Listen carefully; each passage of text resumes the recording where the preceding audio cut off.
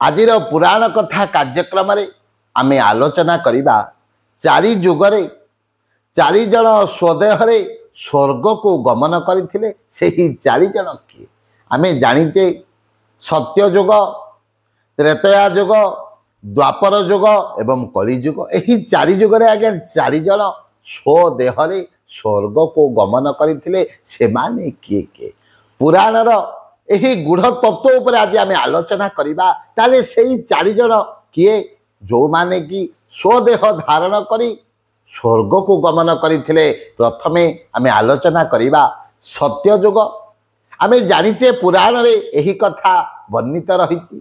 सत्य जुग रे नचिकेता कौन करथिले स्वदेह रे स्वर्ग को गमन करथिले। नचिकेतांकर बापा बाजश्रवा ऋषि एक यज्ञ कले दान कार्यक्रम आरंभ कले से गोशाला रे थिबा समस्त गाई मान को दान कले पाखरे थिबा भूमि को दान कले ये समस्त कथा नचिकेता देखुथांती। नचिकेता देखिले बापा जेते गाई अच्छी समस्त गाई को दान करुछंती एवं जेते रोगणा गाई मध्य अछंती से मान को मध्य बापा दान करुछंती। एही समय अवसर रे नचिकेता जाई बापा को बारंबार पचारुछंती बापा तुमे गाई मान को दान करुच गोरु मान को दान करुच ताहले जी तुम सबुठारु श्रेष्ठ सबुठारु निजर सबुठारु प्रिय पुत्र नचिकेता को तुमे काहा को दान कल। बापा को जेते बेले बारंबार बारंबार पचारिले बापा क्रोधित होई कहले मु तते जम को दान करदेली। यही कथा शुणी नचिकेता बाहरी पड़े जमपुर को जीवाई दिने गला दुई दिन गला इति अवसर रे जाई पहुंची गले जमंक द्वार पाखे।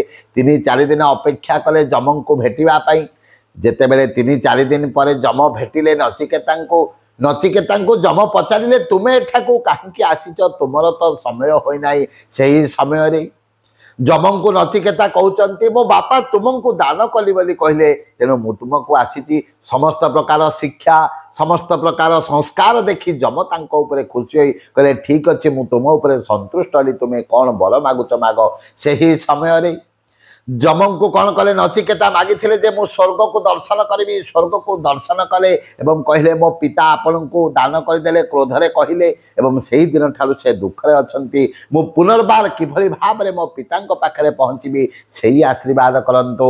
जमंक ठारू आशीर्वाद नहीं नचिकेता पुनर्बार कौन कले बापा पाखक आसीते। तेणु दर्शक बंधु सत्य जुगरे नचिकेता कौन करथिले स्वदेहरे स्वर्ग को गमन करथिले।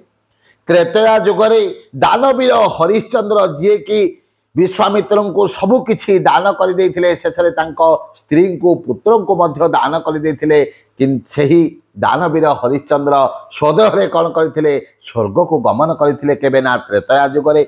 द्वापर जुगरे धर्मराज युधिष्ठिर कौन करथिले स्वदेहरे स्वर्ग को गमन करथिले। आउ कली जुगरे राजा इंद्रदुम्न स्वदेहरे स्वर्ग को गमन करथिले। तेणु दर्शक बंधु आम से पुराण कथा को जदि बारंबार ओलटेबा से पुराणर गूढ़ तत्व को जदि बुझिबा पई चेष्टा करिबा आम जीवन में अनेक दिग्दर्शन आम पाइपर एवं जीवन गतिपथटा परिवर्तन हेबो आमको से अनेक शिक्षा मिल। तेणु दर्शक बंधु जो माने आम वीडियो को देखुचंती आम चैनल रे आम कार्यक्रम को शुणुचंती से माननको विनम्र निवेदन आम चैनल को सब्सक्राइब करंतु आम वीडियो को लाइक करंतु कमेंट बॉक्स रे कमेंट करंतु। जय जगन्नाथ जय जय जगन्नाथ जय जय।